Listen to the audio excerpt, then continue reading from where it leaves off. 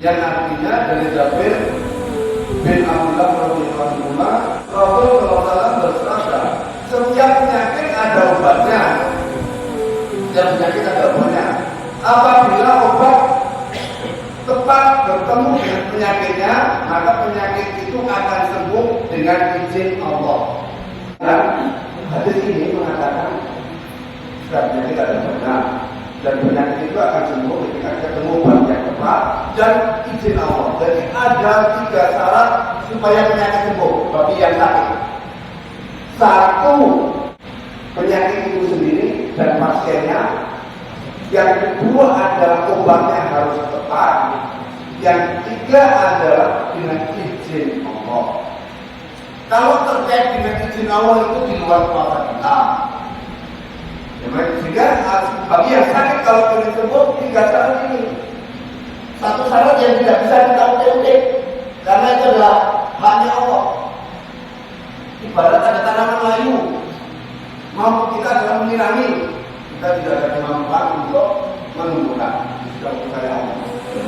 Jadi syarat sembuh 3 hal.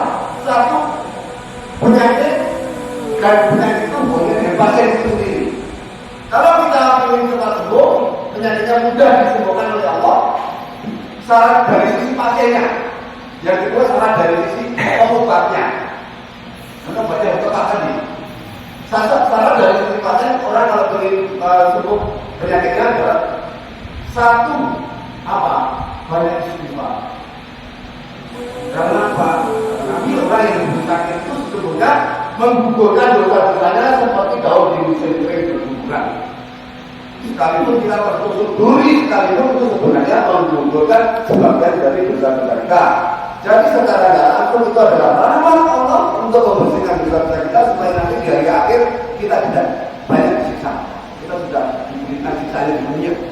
Jadi bagi orang yang sakit kalau ingin dimudahkan kesembuhannya adalah 1, banyak istighfar.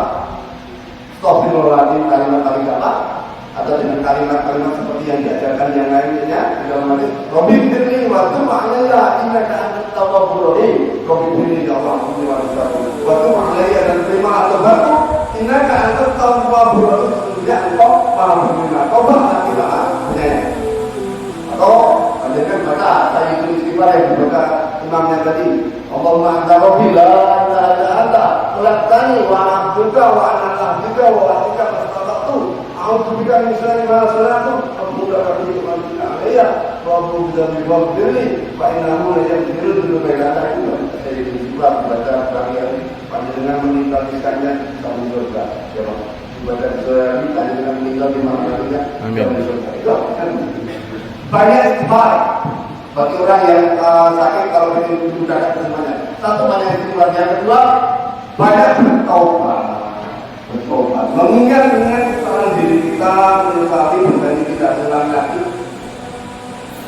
kepada Allah. Bertobat karena tidak bisa hanya kita takut dibarengi dengan taubat.